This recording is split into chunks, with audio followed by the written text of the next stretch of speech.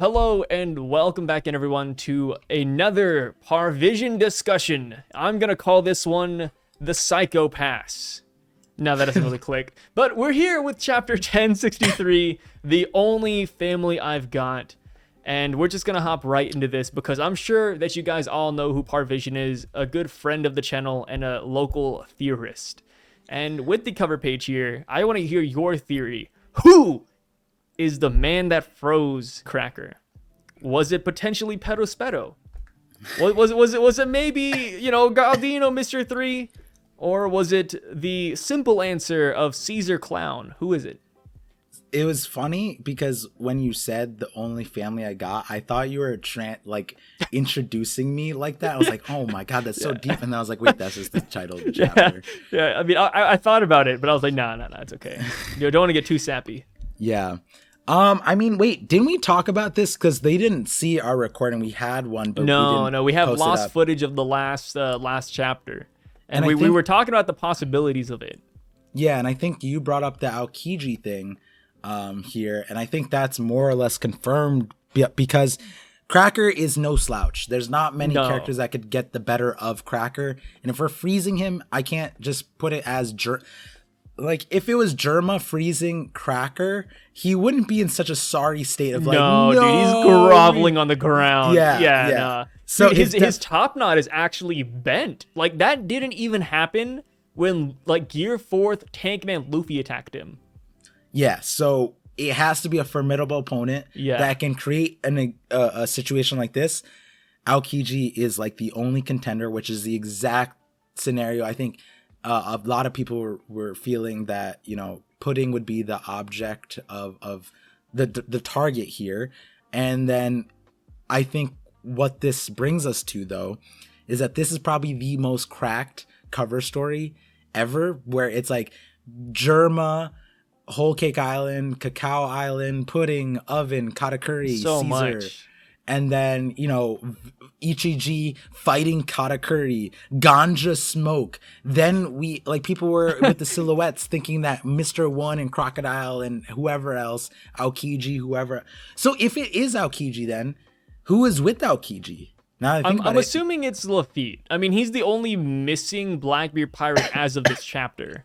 So then are we saying that those silhouettes weren't Ichiji and Reiju actually? And instead no. Okay, so it's just Aokiji showed up. I've always been on the boat that it was Aokiji and Lafitte, or not them two specifically, but I was always on the boat that it was the Blackbeard Pirates. Since day one, I was like, it's them. It's the Blackbeard Pirates. It has to be them. And this chapter and last chapter were really nice vindication points. One thing I do want to make note of is that Brutale isn't frozen. And I think that's actually pretty important because that probably means that whatever business Aokiji and possibly Lafitte have on Whole Cake isn't done. They got Pudding. They probably want to go after the Poneglyph now, or at least the rubbing of it. And that's why they left Brûlé alive, or at least conscious, because they can use her mirrors to travel, if I had to guess. Because if I was Aokiji or if I was whoever else, I would freeze or kill Brûlé. Like, there's no reason to leave her there. I mean, they froze every citizen that they walked past last cover page, so there's no reason to leave Brûlé alive and kicking. So leaving her conscious to me tells me that they're going after more than just Pudding, and obviously the only other thing to get here is the road poneglyphs. But wouldn't they need Brûlé to accompany them? I mean, possibly. I mean, like, through the mirrors, they need Brûlé to travel, right? They could use her as like a quick little shortcut, and then that's it. Like, they don't like need her the entire way. I mean, Aokiji can walk on the ocean. Lafitte can fly. So I mean, they probably just wanted a straight shot to it, and then they'll just leave however they want. So I mean, it's the two most the best travel companions of the Blackbeard Pirates, in my opinion, minus Van Augur. Two questions here. So given an update we found out later in the chapter, do you think they truly need Big Mom's Poneglyph if they were planning already to get the Poneglyphs? Like, is that what Blackbeard would do? Like, redundancy, have all things checked and balanced like that? Yes. Because I mean, I guess we're gonna kind of spoil the later half of the chapter because it does tie in with it. But Blackbeard mentioned when he found Law that he didn't know who he was gonna run into. He didn't know if it would be Kid, Law, or Luffy, and he doesn't know what poneglyphs they have even. Like, Kaido, or what's it called? Blackbeard went to Law and said, hey, like, you have Kaido's poneglyph, don't you? Like, he didn't even bring up Zoe. Law has the Zoe poneglyph. So I feel like Blackbeard was just kind of aiming in the dark, and he was just covering all of his, all of his corners here. And having Aokiji take the Big Mom poneglyph just makes a lot of sense since he's already here too. Like, what is it, like maybe an extra 10 minutes out of his day? And with Cracker incapacitated, Big Mom and Smoothie not present, and then not Ichiji, freaking Katakuri and Oven being busy with the Vinsmokes, like, this is the perfect time. Literally, I think anybody could come in and take the poneglyphs right now.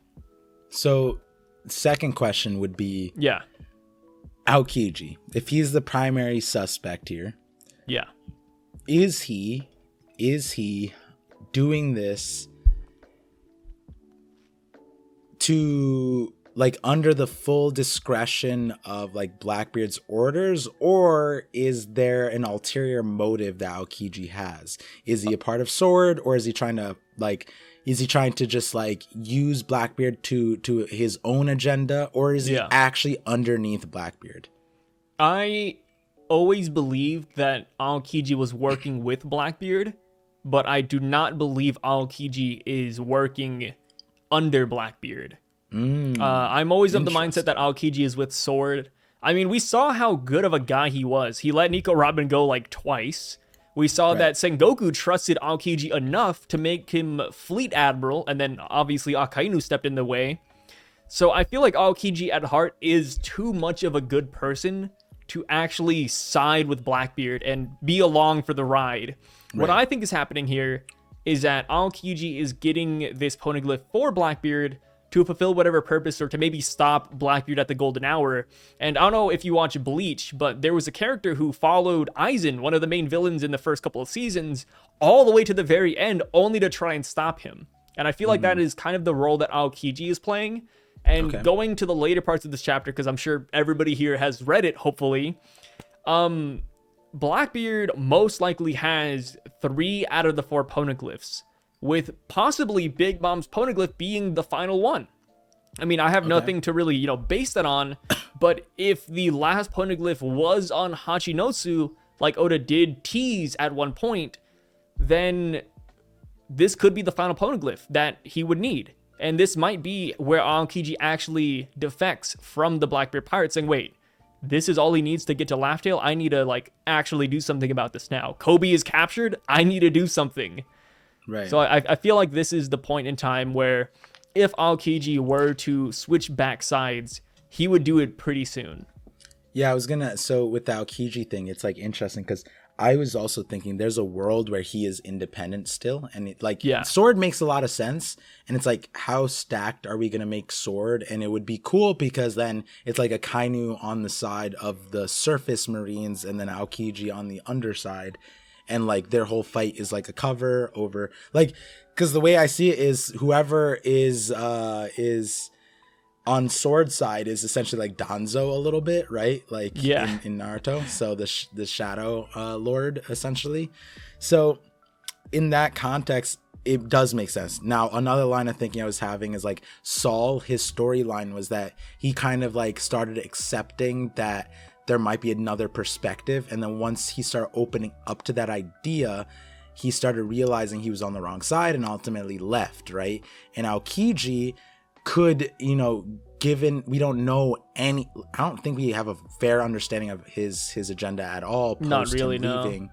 But it could be that he's like, you know what? Let me see what Saul saw. Let me see what, like, Robin's doing. Like, let me go handle that. And so he aligned himself with Blackbeard to put him close to the fire, and putting being a 3-eyed tribe, he's just like, all right, perfect. I can learn everything from this person. So I think there's a lot of openings for him to be with Blackbeard and not be evil. And I just, like, wanted to make that distinction because I think a lot of people, like, say Aokiji's with Blackbeard, and I'm like, do you mean, like, he's evil? Or and some people think he's evil. I'm like, that's interesting. And that's a big jump. Yeah, it's definitely, like, a bigger jump in my mind, and I don't see that fully swinging here. I think Aokiji is just going to be, like the betrayer. I mean, Blackbeard already also said that you can't like really trust Aokiji, and like, you know, we would have to see like, oh, like how far Aokiji's willing to win the trust over Blackbeard, right? Like, and this could be that like mafioso type of situation, right? It's just like, he's one of us now. Or this could be where Kobe comes into play. Maybe Blackbeard will use Kobe to test the loyalty, saying, hey, Aokiji, if you're really on our side, why don't you kill Kobe then? And then, you know, kind of force the hand, showing like, if you're really with us, why don't you do something really bad? True. There's a lot of ways the Kobe Aokiji Poneglyph situation can play out, and I'm all for it. Yeah, the Kobe kidnapping is because that would be an ulterior motive for Blackbeard the entire time. People were saying the Cross Guild selling him to Alvida so he could redo the beginning. No. He's not worth that much, bro. But this, I like this. If he brought Kobe to test Aokiji like that, that would be nuts. Test that the loyalty. And do you think we'll jump back in the chapter and get our headcanons out of here, but that's where Aokiji breaks, right? He doesn't fold. No way. Yeah. Aokiji is such a good Marine. Like I mentioned it before, and I feel like Sengoku's words hold a lot of weight because he's been around. He knows a good Marine, a bad Marine, what pirates really are. So I feel like he's such a good judge of character that he wouldn't recommend any bozo to become fleet admiral. He recommended Aokiji. He didn't recommend Akainu. So I have faith in not just Aokiji, but Sengoku and everybody else's decision and thoughts of him. So that's how I would put it. I agree. On to the chapter, though. Pudding is gone. Cracker's frozen. And we have Bonnie, Luffy, and Chopper all fattened up. We see Atlas pretty much feeding them with their vending machine that we saw from the last chapter. And Jinbei is actually watching his weight, so he's perfectly fine. And one interesting thing about this first page here is that we actually get a narrator text box for the recycle robot dog thing. And I'm just looking at it and I'm like, okay, I don't know why Oda decided to give this dog its own panel, but there might be something here. And I saw somebody leave a comment on my previous video saying, hey, what if this robot dog is actually Vegapunk? Like what if this is actually one of his bodies, which I'm not on board with, but I do like where their head is at. Like there could be something here. What is your take on the recycle cur? I love the recycle cur.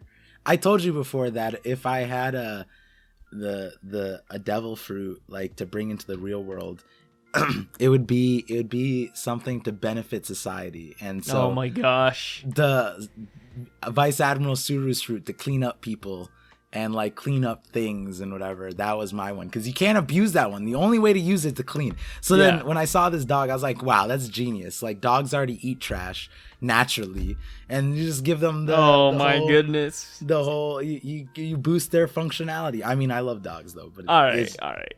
I know a few dogs that have eaten license plates apparently, and so it kind of fits. It's interesting.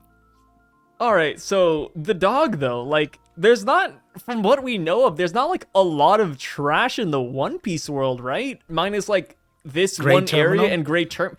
Okay, Great Terminal, who cares about them? They're homeless.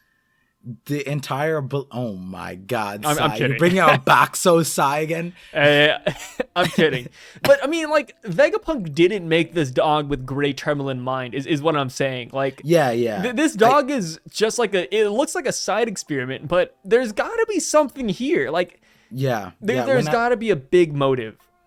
I honestly didn't realize the significance until you mentioned that we got a narrator box. You're right. Yeah. For this thing, and that's, how often do we do that for not relevant characters? And a good way to put this, or to put it in perspective, is that last chapter when Atlas was talking to that hologram that popped up, the hologram didn't have a box, and the hologram actually said things like this narrator box. I feel like it has significance. I could be looking too deep into this. I know what it is. It has its own panel. Like, come on. I know it. What's up? This dog is the new pet of the Straw Hats. Oh, yeah, replace Chopper. Yeah, he's gonna. Oh my gosh. Yeah, but he will become a pet on the crew. Because Franky and Usopp are gonna love it. I mean, they're gonna need something. They need something to take care of trash. Give it to this dog. Okay, I mean, I could see that, right? Like, but I've never seen a trashing Sunny. Like, I feel like the Straw Hats clean up their own messes. This dog is gonna starve. Well, I hope it eats more than just trash. But that being said, that'd be kind of brutal if it just ate trash and couldn't eat anything A cursed else. Existence. Yeah, but. But like when you think about it, yeah, it's like either this dog dies and we're supposed to have feelings for it, or it joins the crew, right? Like it's gonna play some plot significance on the island, or it's gonna play plot significance by them just loving this dog and then bringing out like Franky and Usopp see it and like, you know, like fall in love with this thing, right? Wait, but Luffy and Chopper, who also like fangasm over every cool invention, they didn't even mention the dog. All right, you know what? They paid no mind to this dog, so you can't even use that. Like, Usopp would not be impressed. If Luffy and Chopper, the most simple-minded people, aren't impressed, there's no way Usopp will be impressed. You're right, so the dog's dying. That's the plot significance of this. We know that Oda likes to use actual Japanese references in One Piece. So another cursed timeline that could be possible is maybe the Vegapunks all actually do die, and the dog is just waiting for its master to come back home, like the infamous dog that, I don't know if you know this, but they built a statue after this dog whose master died after hopping on the bullet train. Mm-hmm. And now the dog apparently sat there every day waiting for his master to come back home. So, I mean, cursed timeline, it's a random theory possibility. But I don't know. If you guys have a better theory about this dog, let us know down below. What is up with the recycle cur? Yeah, this is an interesting one. I am glad you brought that to my attention because that's an obscure detail that I'm definitely going to pay attention to now. Yeah, so moving on though, we also get another crazy thing. And we have Luffy getting his outfit, yada yada. Who really cares about that, right? But what I do care about are the first two panels of the next page, where we see these little people walking by the Straw Hats. Oda drew them and he may actually put the little people forthright in the panel rather than Luffy and Bonnie. And then we see another panel where they just keep on walking. And then Luffy's like, or I guess Chopper says, who are they? And we don't really get the answer, right? Like Bonnie's just like, hey, they might be a lab assistant. And here's the thing. A lot of people have already been making theories that Vegapunk and Dr. Tsukimi are related, that he might have some tech from the moon. And what did Dr. Tsukimi have? He had these automata, those little robotic people helping him. And that kind of looks like them. Do you have any takes on that? Or what is your opinion on these really small people? I do have one thing that we won't complete right now. And then the other part where, so I have one of my most important videos is actually related to the Dr. Tsukimi thing, and it's coming out soon. It's supposed to come out a while ago, but Oda's putting the pedal to the metal right now. He is. And so I'm gonna have to get that video out, but it definitely pertains to the timeline. That's a hint, a timeline of Vegapunk and Dr. Tsukimi. Now, this part, I think 100%. We're supposed to look at these and think they're automatas from the moon, or not from the moon, but similar design. Yeah. Because not only all the stuff that you said, but having Chopper in the panel with the same perspective of those little, like, hooded creatures walking away, goblins, whatever you want to call them. Oda also did us that same thing where he gave us the exact same perspective. You just copy paste, and it's the exact same shape, size, height, everything. And Chopper, everybody has said that automatas look like Chopper. Chopper looks like the automatas. Chopper is an automata. Like that's like the Brain Point is an automata. That so many different theories connecting Chopper to the automatas. At this point, it's a hive mind kind of thing. So I think Oda is playing on that, and that this is just those are probably just automatas. Fuel to the fire. Yeah. And I mean, this is going to be like a really insane like headcanon, but what if Enel actually makes a comeback And everybody's like, oh, like, who's Lucci gonna fight? Haha. What if Lucci actually fights Enel and Enel wipes the floor with them? Like, I mean, I'm not saying that's gonna happen, but I mean, the Tsukimi story is closely tied to Enel. So if he makes an appearance, I mean, now's kind of also the best time. We are in the final saga. If Enel's gonna come back, it should be about this time. Enel is who's gonna come down and save Law, but we'll get there later. What a part! I love you, man. I mean, well, like the title of the chapter said, you're my only family. But let me tell you, that is one of the dumbest things I've ever heard in my life. That is actually monkey brained, bro. Like you couldn't develop actual like walking feet, opposable thumbs. Like that is not a take I want to hear from you. You are the fish that could not grow legs. What is that take? Dying. I'm like sick and dying, but this is just so I know I'm over here throwing out crazy theories here, but I mean I wasn't getting that crazy, right? You were like, what if Enel comes here randomly and just shows up random? And I said, here, what about we just move what you're saying just a little bit over here? And you're like, nah, that's fucking bad shit. You crossed the line, Par. You crossed the line of no return when you said he would go save Law. Law is not being saved. Anyway. Okay, we'll get to that point. We'll get to it. We'll get to it. So after we meet the automatas or whatever they are, we see Luffy getting a new outfit. And I actually really like the outfit. Yeah. And I'm not too sure if Oda did it intentionally, but it does remind me of Goku from Dragon Ball Super Broly, where he had that blue suit and it said SAD on the side, or SAB, or whichever one it is. So I thought that was really cool. It might be a tease, or it might be a nod to that. It might not, but either way, Luffy's new suit looks really dope. Bonnie also gets a new suit as well, which looks just like the character from last chapter, Punk 05. I'm like blanking on the name all of a sudden. Lilith. And then Chopper gets a spacesuit, which, you know, obviously another reference to the automatas. Jinbei getting a Hawaiian suit, and it's all good gags with Jinbei. Like, I love what Oda is doing with his character. Yeah. Because I was never a huge Jinbei fan, but seeing Jinbei taking on a really big comedic role in the past couple of chapters is really refreshing. And I mean, do you have any real takes on the suits, or what do you think of them, especially the combat suit? I think like Luffy's outfit, I've said this before, like this arc already is feeling like Punk Hazard second part. Yeah. Because, you know, Vegapunk was not introduced fully, but like, you know, we got more, we saw Vegapunk from the side, apparently. Yeah, a really weird side panel where he didn't look human. Yeah, and you know, that was like a part that Vegapunk like actually directly interacted with, versus all the other ones was like outshoots of his inventions.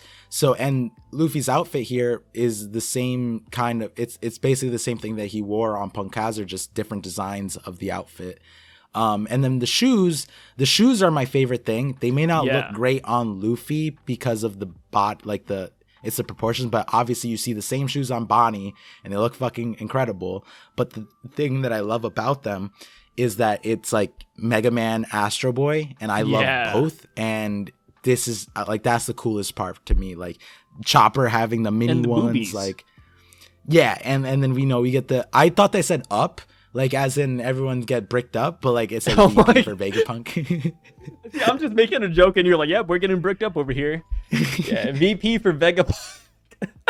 You look like a U. I didn't even think about up. I love that. VP, yeah. You know what? Forget Vegapunk. It's up. It's up now. That's where my innocent mind goes to. I love that. We switch personalities for a second. That's hilarious. It gets fun at night. That's all I gotta say. Yeah. It gets fun.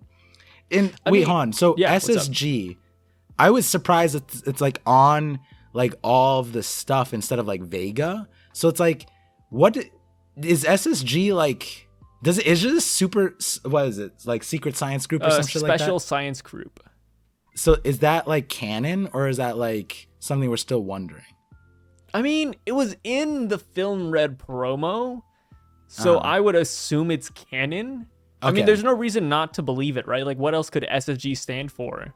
Yeah, I'm just surprised that We're getting like SSG like this, like on a Vegapunk. Like it's one thing like Vegapunk Seraphims are an SSG unit, right? But then to him have merch for SSG, that's a little different. Yeah, I mean, I've seen a lot of people trying to like make distinctions, which I really like.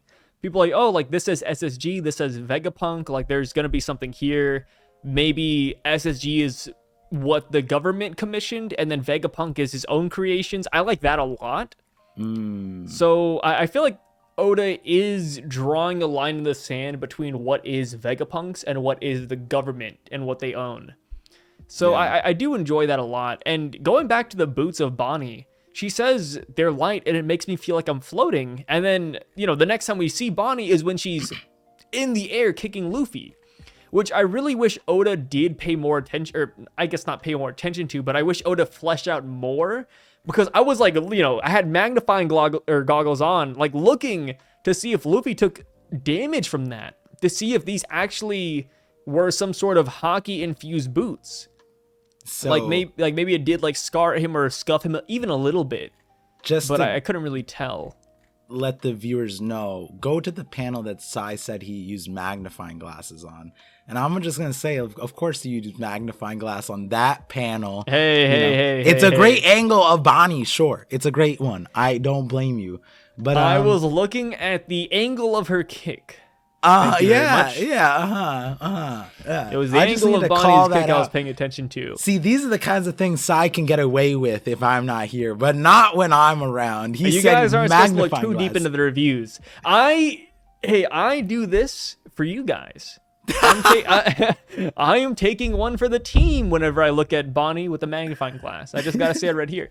You guys should thank me for taking the time out of my day to look at Bonnie that way. Sai goes, I'm a content creator. This is part of my job to look at this angle of Bonnie specifically. Hey, I am still a restaurant server at the end of the day. So, moving past the suits, we have Police Bot Kuma on the scene because Luffy and the crew are stealing. And I love the design of this police bot, man. Like, I don't know what it is, but he's looking kind of beef right now. He's looking super beefed. And he's going in to attack Luffy, and I made this observation a while ago, but the police bot does seem to be a lot stronger than the other Pacifista models, and that's just based on Luffy's reaction time, the damage of the beam, and just the attack that Luffy is using to take it down. What are your thoughts on this? Is this Kuma police model stronger than a Pacifista? Is it on the same level? What do you think? Or does it not matter? I think it's stronger for sure. I think the damage output, like you can't make light beams faster, so Luffy should still be able to dodge them, but we see the damage that these light beams have, and they're significantly... Wait, what like, about... I'm not even a pixel scaler, and they feel like this is decimating an island versus in Sabaody, it was like maybe a tree gets hurt, you know what I mean? Yeah. So this is like Kizaru level, where Kizaru is just like one-shotting entire mangroves or like entire like, you know, parts of the archipelago, and there's no diffit. Yeah, and then this thing is like just obliterating an island, which what I noted was like, this guy's like an American cop, bro. Like it's on site, like for shoplifters, and it's just he just unleashed 3 beams that do more damage than good.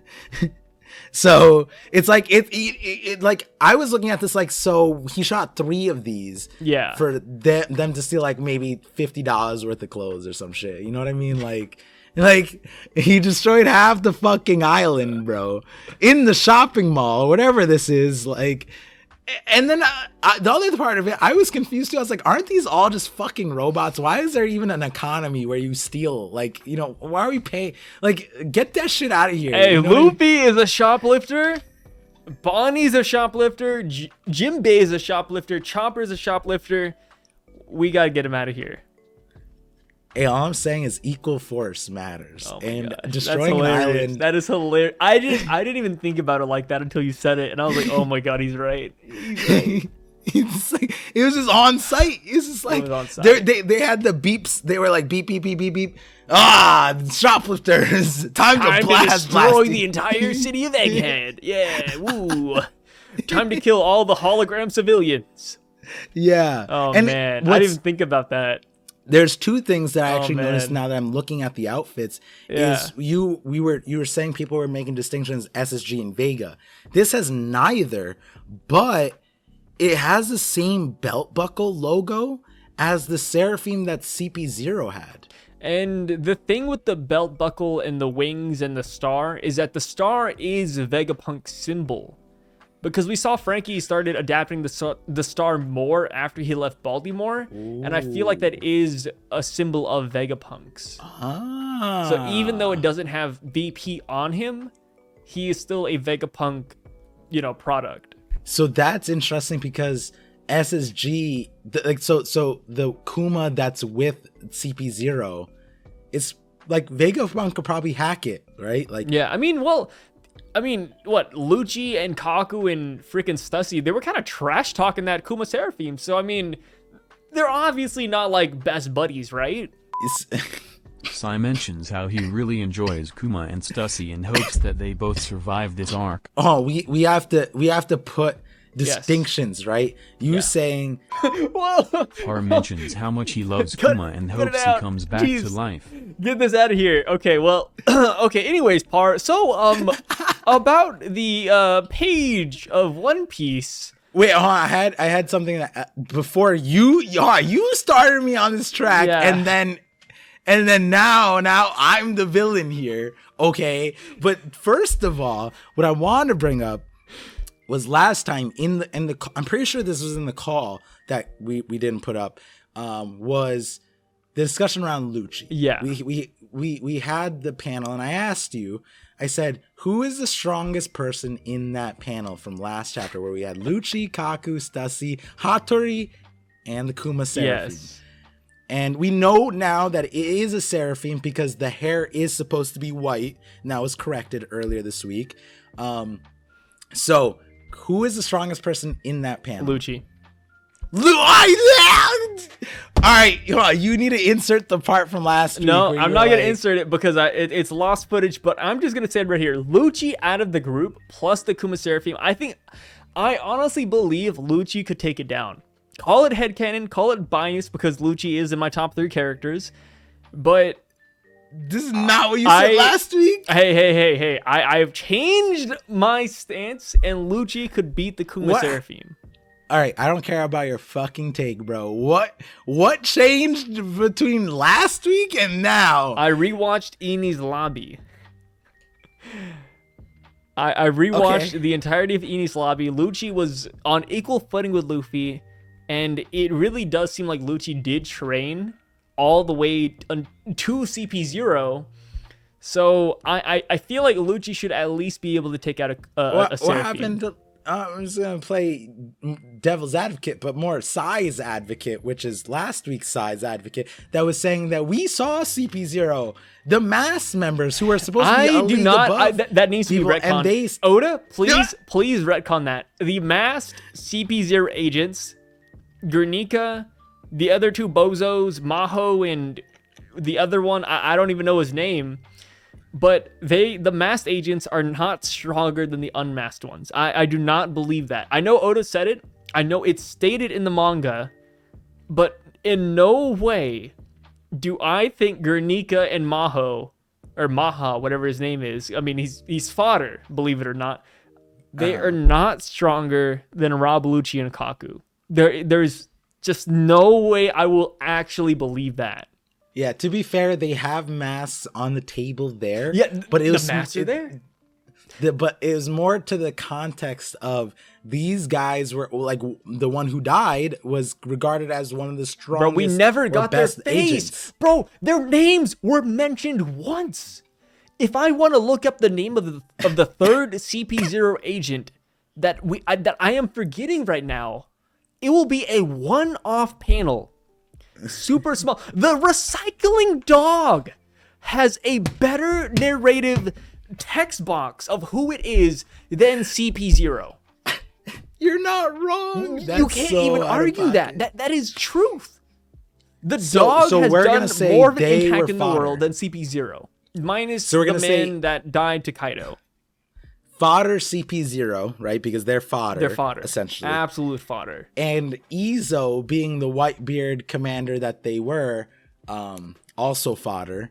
But, people can do with that conversation as they will in the comment section. Yeah, starting a fire with the Izo slander, I see. Yeah, I mean, I love Izo. I'm just going with the logic of the conversation. I'm not putting my opinion here. I'm just Izo was injured when he fought CP0, and he fought a 1v2. And guess what Izo did? Izo still took down one of them. So yeah, Izo is still goated, even though he lost to masked fodder CP0 agents. Severely wounded, 1v2. Izo, in my opinion, still has the W. So what you're telling me is in that panel, it goes Lucci, Kaku, Kuma Seraphim? Or is it Kuma Seraphim above Kaku too? I mean, see, it's hard to judge the Seraphim because Blackbeard is a weird character to power scale, and we're not power scalers. So, like you do theories, I do spoilers, and we talk about the chapter, we have fun. Yeah. But all in all, Blackbeard is such an enigma of a character because 1 minute he's running for his life, he's super scared, he can't do anything. And then we do know that in a parallel universe, I guess our universe, he is the man that scarred Shanks.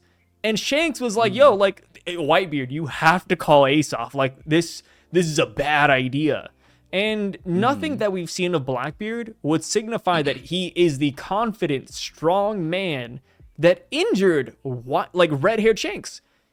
We have not seen that side of him. And I feel like Blackbeard is hiding maybe like a split personality, an entire mood shift. I don't really know. But I think the scared Blackbeard that we see isn't the actual Blackbeard that is portrayed in fights. And a lot of Blackbeard fights are also off-screened. Like 1 minute, he's, sweating from a Seraphim. 1 minute, he is about to go attack Bo Hancock. And then we jump. And then he's holding Bo Hancock by the throat. He is obviously winning. And then next minute, he's sweating from Rayleigh.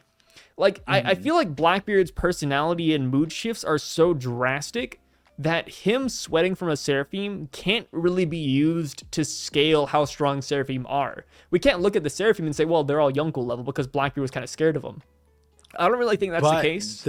What's up? The Mihawk Seraphim did slice an island in half casually, by the way. Hey, Burgess casually picked a mountain in this chapter, so I don't want to hear it. No, because Burgess is probably strong. Yeah. And that's his devil fruit.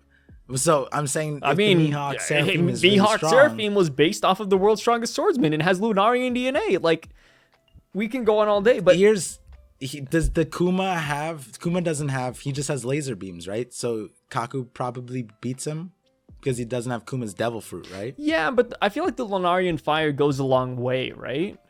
Okay. Because we don't know how Lunarians really fight in general. All we know is that King had like 2 different modes, where one he was a little bit faster and then one he was a little bit stronger. So we don't really know like what that looks like just yet. Yeah. But yeah, I don't know. Like, I mean, I do think Lucci is stronger than the Kuma Seraphim from last chapter. Kaku is kind of up in the air. Like, I would like to expect him to be stronger, but I'm not too sure. And that's really just based off of the fact that Luffy and Lucci were fighting on equal ground back in Enies Lobby. And if Luffy can get stronger, I'm assuming Lucci can at least get strong enough to, beat a Kuma Seraphim. I mean, Lucci, in my mind, is not stronger than Gear 5th Luffy or Kaido or a lot of other people, but I would like to assume that he is at least a little bit more powerful than when we last saw him. See, this is a developing conversation, which is why I'm bringing it up. Yeah. Where last week we talked about this at length, and so the viewers missed that. But then also, in the past on my stream, we've debated Kobe and Lucci's standings towards each other. You did not bring this up right now. I managed to convince a hefty amount of people to say Kobe and Lucci would be equivalent. And now my take is shifted. It's definitely shifted.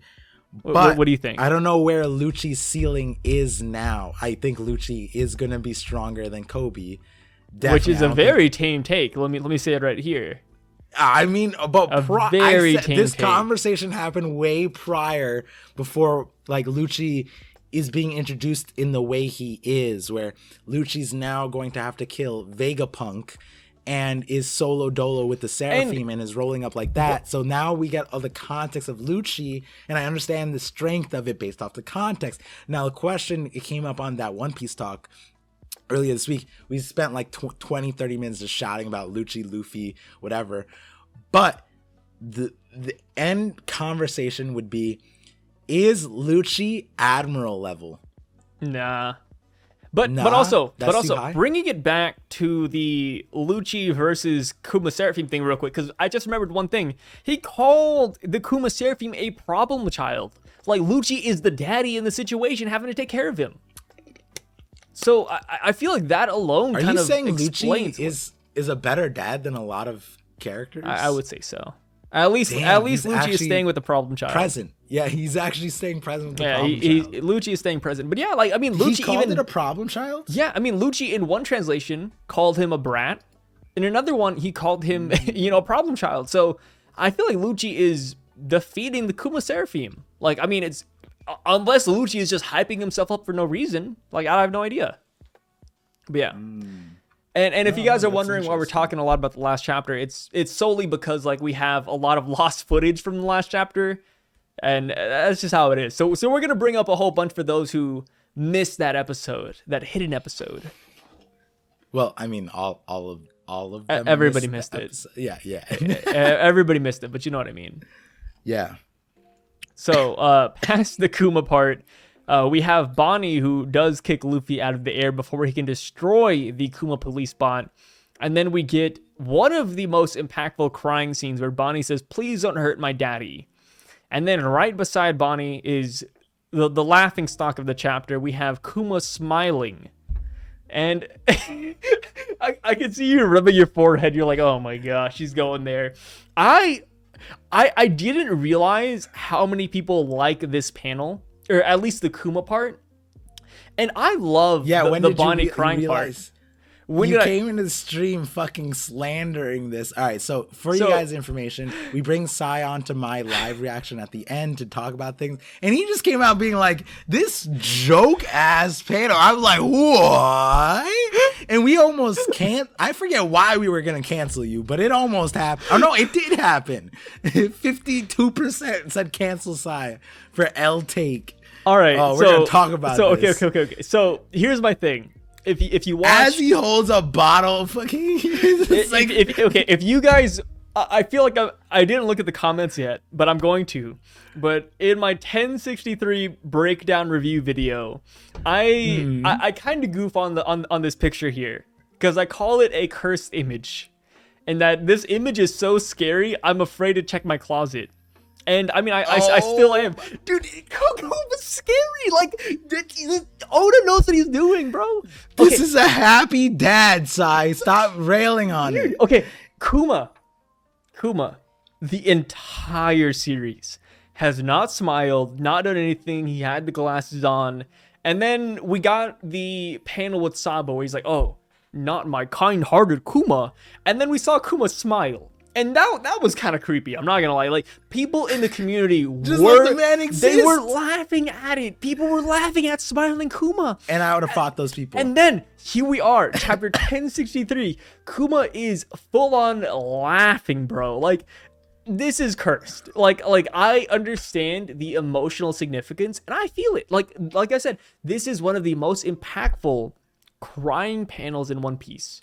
But it does not negate the cursed image of Kuma smiling with a young Bonnie. Clearly, it didn't move you enough. Whatever you see visually, it's supposed to glaze over it. My heart was feeling for Bonnie, and then I looked to the side and I like chuckled a little bit. I had to hold it in a little bit. It's a hardworking dad you can see his receding hairline, all the struggles he went through for Bonnie. And the tyrant, bro. He's the tyrant. We don't know. That's what the world government. I know you love the world government, but I don't trust the world government. They would never lie to us. Oh my god. Yeah. Fucking Gorosei. Fucking. I remember this conversation we had where you were like, "Oh, the Gorosei, their hips are gonna break if they get off that couch." Like you're just straight slandering their words. Then. Hey, just because I don't like the Gorosei doesn't mean I don't like the world government. They're the ones who make these titles. I don't want to hear it. So, after we hear the Please Don't Hurt My Daddy, Luffy, okay, so call me cold-hearted, right? Like, you can say whatever you want, but my reaction to this whole segment was exactly like Luffy's. Where in my mind, I was like, you absolute dummy. It is just a pacifista. And Bonnie knows this. Bonnie isn't a dumb character. She knows that this Kuma police bot, Pacifista 1 through 1000, I don't even know, they're not her actual dad. Her real dad is Pacifista PX0. But she still doesn't want to hurt this robot. And just like Luffy, I'm like, man, you absolute dum-dum. What are you doing? But Luffy, being the kind-hearted man he is, no matter what illness Bonnie has in her brain, Luffy goes in. Luffy goes in to save her, and the last thing we see of this segment is we see a giant explosion, and this is a really big explosion. We see palm trees moving a little bit to the opposite direction, a straight up 30-degree angle from this explosion. And what do you think about all of this? What is your take? I know I kind of cut you off a little bit, but you know, I saw you nodding your head and agreeing with me throughout this entire part. Yeah. I like how all I had to do is look at you and laugh, and you just fucking broke. You were just like, but oh, that's so good. That's so good, bro. I agree with you on the part where I was mimicking Luffy's. Compartmentalize this. How do I compartmentalize or did you? In what do you mean? Like did you separate Daddy Kuma and the Kuma police bot? Oh yeah. No, I think like the thing is Bonnie can't, like, the illness in her head, Sai, prevents her from seeing the reality in the situation, and that's fine for her to have, okay? And and it's only on a friend in this situation to help her realize the reality, because it's a tough reality to accept. Where your dad got turned into PX 1 through 1000, as you put it, and created a mental 2-year reality, bro. Yeah, 2 years of reality hitting you. Well, this isn't a new thing. This isn't a new thing. Pacifistas have been here from mental day stuff one. Takes longer than 2 years, Sai. And one thing that I will say though is it is weird because I'm gonna go back, but Bonnie, I guess, never had any interactions with Kuma on Sabaody. Then that's what this would imply. And then she saw the one on Mary Joie, I guess. I mean, no. So Bonnie actually saw the ones on what's it called? Marineford, because she was watching the transponder snail. And Bonnie, her scene, she was actually shaded out because she was crying. Or it's implied that she was crying during all of that. Got you. So then there is that example. And then the only thing you can say is that it was so mentally traumatizing to have her dad be turned into PX 1 through 1000 that she's not going to see reality, and she probably would have died because she's situationally making not the best decision about standing in front of a laser beam that could turn trees. You know, you were like, oh, the mild blast is turning at 30, and then meanwhile it's getting uprooted from the island part of it. So from the explosion. It's moments like these where I realize that I'm a cold-hearted pirate. Like I just look at this, I'm like, man, like, Bonnie, say goodbye to life, because if I'm Luffy, I'm just like letting you burn, bro. Like, all right. It's interesting because Luffy's just gonna save her, but he also doesn't have a reason to. Do you think Zoro would have jumped in front? Yeah. Oh, because he got saved. I mean, I honestly think that any of the Straw Hats would have jumped in front, to be honest. I feel like if Chopper or Jinbei reacted quicker, they would save Bonnie. I mean, who wouldn't? Who realistically, who wouldn't save Bonnie out of the Straw Hats? They all would. Even if they don't know Bonnie that well, the Straw Hats are such good people that they would jump in front of a flame to save anybody. So, I mean, Luffy jumping in front of Bonnie and trying to help her makes a lot of sense. And I mentioned that this might be a good way to separate the crew even further. Because there are a lot of Vegapunk models that we haven't met yet, this might be a good way to separate the crew to meet all of them individually. So yeah, I could see that happening. Maybe this entire part of the island is actually destroyed. I'm not too sure. But I don't know. Like, don't call me a Zoro fanboy. But even after all of this, I'm still curious to see what Zoro was wanting to ask Vegapunk from last chapter. Yeah, the official translations changed it a lot, though. You saw the official swap? No, I didn't. What did it say? It went from, hey, Vegapunk, I got, like, something to ask you, right? Yeah. And then in the viz, it says, like, Vegapunk, we have some demands. Are you ready for them? Or something like that. So it was way more assertive. And Hidden Island actually explained why. I forget the full context of what he said, but it was on that One Piece talk. He gave us the understanding of why the same translation could be meant either way, and it's just based off of context and the fact that Stephen Paul has Oda to, like, hey, what do you mean here? And then, figure it out. So that kind of changed it, because it made it feel like it said we have demands. So, like, the Straw Hats have demands. And so not that changes, like, the Kuri Town thing, but it opens a lot of other options as well, as, like, we have demands could refer to something that just benefits the crew or something like that, or meaning, like, where's our captain and things like that, those kinds of things. I still would imagine that it still refers to Ibisu Town, and because all of the Straw Hats, not just Zoro, were tied to Ibisu Town, and they cared about the Smile users or the Smile sufferers. So I feel like restoring them would be a request from all the Straw Hats. And I don't feel like Zoro would want to say, hey, take us to Luffy, because even Luffy was like, hey, well, Zoro and the others, they'll be fine. Like, I'm not even worried about them. Like, we saw that from Luffy in the last chapter. Like, Luffy did not care. He was totally okay with Zoro and the rest of the Straw Hats doing their own thing. They're a Yonko crew. They can take care of themselves. And I feel like Zoro would look at Luffy and say, well, if Luffy took down Kaido and did everything that he did, I really doubt falling in the water would really do him in. So I don't feel like Zoro would ask for that. I think off of the translations, the synthesis that a few people had was because the Straw Hats are owed a great debt by Kuma, and they know Kuma and Vegapunk's situation. So apparently, and I have to go review this, but I think it's like chapter 603 or 604 when they leave Fishman Island, Zoro says something about Kuma. They're in a debt to him. They owe him a great debt.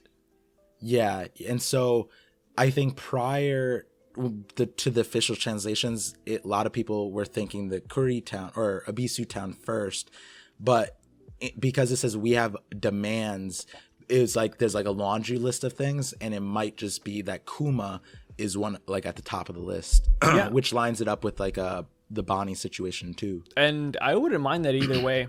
Like, I think Zoro and the Straw Hats wanting to restore Kuma would make a lot of sense. It wouldn't come out of nowhere. So I'm totally down for that scenario.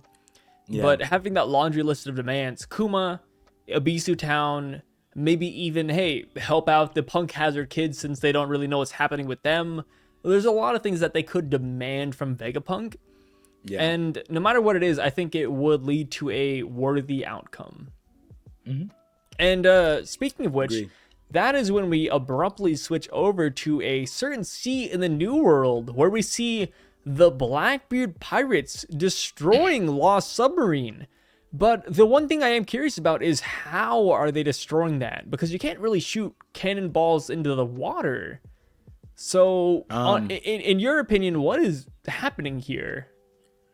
I think it's Blackbeard's Gura Gura. He can send sea quakes into the depths of the ocean, and that's something that surprised me, because I don't think we ever saw Whitebeard use, or Blackbeard use, the fruit exactly like that.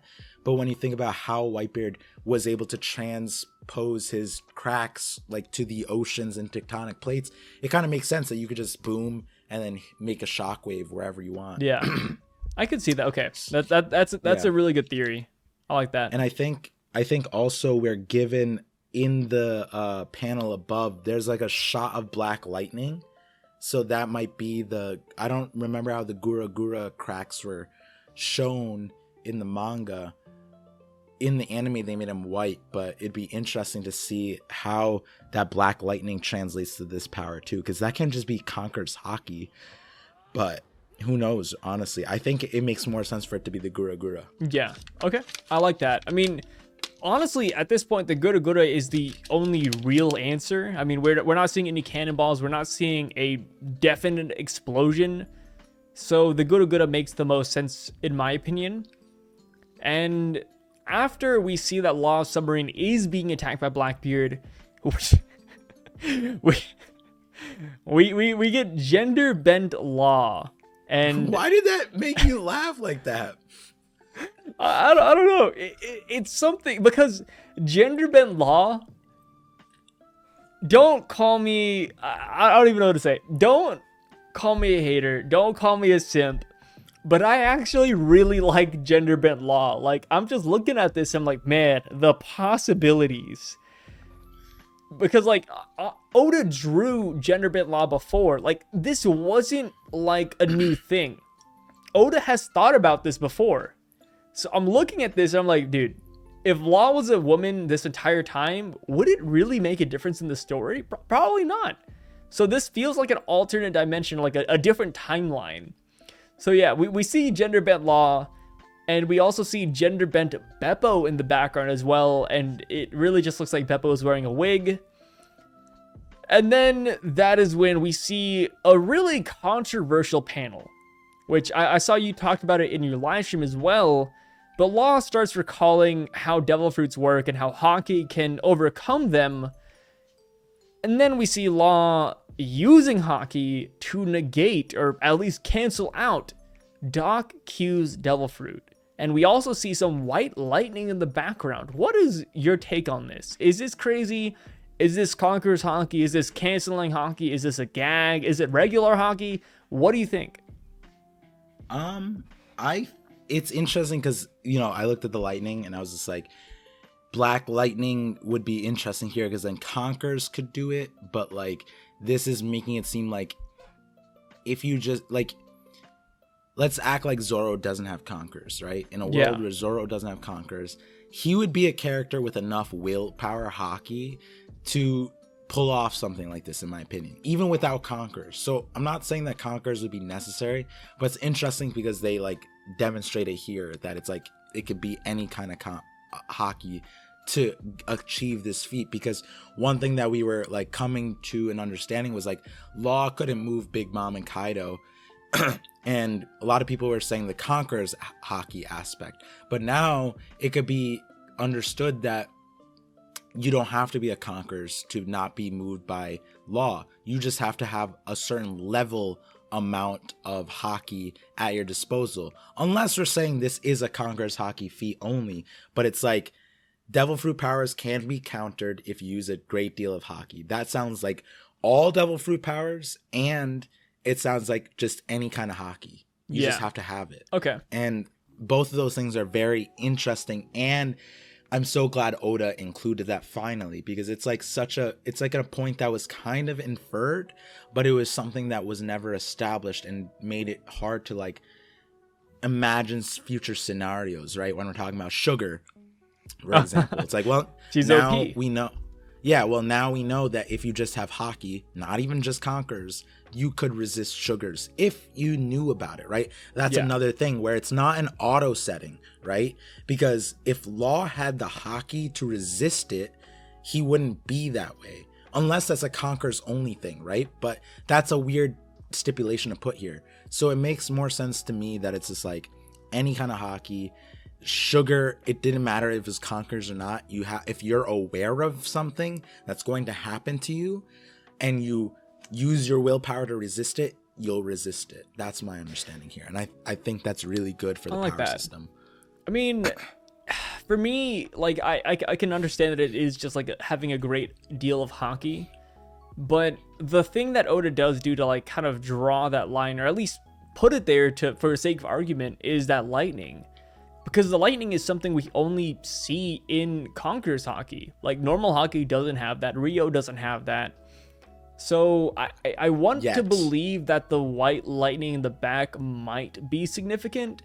And I kind of brought up the idea that maybe this is a balance patch for Oda, saying, hey, well, Conqueror's hockey is very strong. Conqueror's coding is very strong. This white lightning could be a surface level Conqueror's hockey that doesn't have the passing out effect, but it can you can at least code it with your abilities, code it with your punches, and you can also use it to negate some devil fruits. I'm not too sure how to take this. A part of it does seem like Oda just put it here for a meme, but I'm not too sure. I hope we do get fleshed out more to what this is, though. Yeah, I mean, when you're saying like the Rio part, that goes into the elemental hockey stuff, and that could just be the whole premise of lightning and fire in that context of that theory is that hockey and Rio is your way to channel energy out from you. And the easiest forms of energy transfer are fire and lightning, which is why we see that more often. When Sanji's mad or Nami's angry or whatever, we see lightning here. But so in your synthesis of this being a patch, I think that would step on a lot of other people's toes, because then that would imply Law is a conqueror. And a lot of people, even Law fans, some Law fans would be like, it's not necessary to give him conquerors. That's too many people. Not all of the monster captains need it. I wouldn't say it's conquerors necessarily, but it is a way for people who don't have conquerors to at least reach that level and contest those who have conquerors coding. Because if you put Luffy or Kaido or anybody in a scenario against somebody who doesn't have conquerors coding, could they even really do anything? Would normal Armin, Honker, or even Rio be able to touch Conqueror's coding? And from what we know, the answer is no. So maybe this pseudo Conqueror's Honky could be used to bridge that gap. So even though you can't, activate your willpower and make everybody pass out around you, maybe you can at least coach your fist in really advanced Honky and clash with Luffy or anybody else. So I wouldn't say it's necessarily Conqueror's Hockey, but it's like a lesser form of it. Yeah, it's interesting. I hope we do get more context, which is interesting because you told me on the stream that this chapter is 14 pages, which I didn't even register. And it's like, why didn't we use those extra pages to flesh out some things? Not that this chapter needed a lot, but like this line right here about giving us the context of the power system. Devil fruit powers can be countered if you use a great deal of hockey. That's a line that would do well with more context, right? Yeah. And yeah, the Law gender bend thing was definitely a fan favorite. And you know what? My response to your thing earlier was just agree. We can't hate it. We can't hate it. And, I am a big advocate that Law is not going to make it out of this scenario. And I feel like the gender bent Law might be Oda's last present, for the Law fans out there, saying, hey, Law's going to die, but you at least get to see what gender bent Law looks like, and it is canon. So that's all I got to say. So we had a lengthy discussion on my stream earlier. If you guys want to check the more heated version of that, more reactionary version of that, where people thought I was losing my voice on stream, and you know what? They're probably right.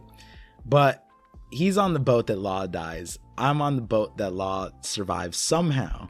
But a great way to go through some of the next panels is to start putting this balance beam of what Law is facing, right? So yes. If here, every time you read an update in terms of powers, I'll shift the scales. So this is Blackbeard, this is Law. So with Blackbeard's group, we have freaking Doc Q, who can apparently turn anything into a disease. Pretty overpowered. And then, not to mention, he's like, hey, he managed to nullify the disease. I'd expect no less from a pirate worth 3 billion. Kind of saying like, well, yeah, I expected that much. He's kind of like memeing on Law's hockey here. And then we have Van Augur, who has the warp fruit. So if Law wanted to escape, he couldn't, because Van Augur could just warp to him. And Law's room, from what we have seen throughout the entire 8 to 9 years we have spent with him, takes a decent amount of stamina out of him. And then Van Augur's doing it no diff. He's just warping. And then we have Burgess, who can casually lift a mountain. No strain on him whatsoever. I feel like he could also probably have done that prior to this fruit too. He was supposed to be really strong. I mean, he freaking during the Ace fight, he lifted an entire saloon with the singular hand. Burgess has always been strong. Giving him this fruit, he's even stronger. Yeah. And then we have Blackbeard and stronger the Pegasus. What does Law have? Law is strong. Law is awakened. Okay. He is, a potential Yonko candidate, but he has no one alongside him. Oh God, Beppo! You add Beppo to Blackbeard's side because that's how heavy he is. You add Beppo to Blackbeard's side, John Bart on freaking Blackbeard's side, and just all the random heart pirate fodder. They're not gonna do anything here. And we've seen how Blackbeard fights. He doesn't care. He doesn't care if it's not a 1v1. He doesn't care if it's a straight up gangbang. Blackbeard, he was about to lose to Whitebeard. And guess what happened? The crew showed up and started shooting the man. Blackbeard does not care about one-on-ones. Blackbeard is a real pirate through and through. And if at any point Law is about to win, Law awakens, Law has enough hockey to counter Blackbeard's Devil Fruit, doesn't matter. Because guess what? He has 3.5 people rolling up on him with very strong Devil Fruits, and we could assume to have decent amounts of hockey. Law is not winning this fight. He can't escape the fight. There's nothing Law can realistically do that can avoid the massive L heading his way. Okay, now this is where viewers can't understand, but I'm trying to quantify the significant difference that I acknowledge, right? It makes sense for everyone to think that Genderbender Law was the gift because Law is going to get off-screened, right? I'm going to add that now at this point in the story, Law is one of the characters that Luffy would regard as a brother. Yes. And what happened to the last brother that faced off with Blackbeard? He got off-screened. Not dead, but pretty close to dead, okay? So this is a big disparity. Hey, I say switch up the formula, kill him. And maybe he switches it up. Okay, now here's where some of the Law copium comes in. Okay, I think one of the strongest ones first. I want to do it this way first because I learned how to discuss it. But we have to figure out who is on this island. My gosh. That is significant because this island they didn't even name it. Why didn't they name it? Right. We don't know. And islands like this in the Grand Line, they typically have strong people. Here's the copium one. There's a copium one and then there's a manga one. Okay, the copium one is that Scopper Gaban is on the island. Okay, maybe that sounds crazy, but this would be a great way to introduce him as we're getting towards the end of the Grand Line.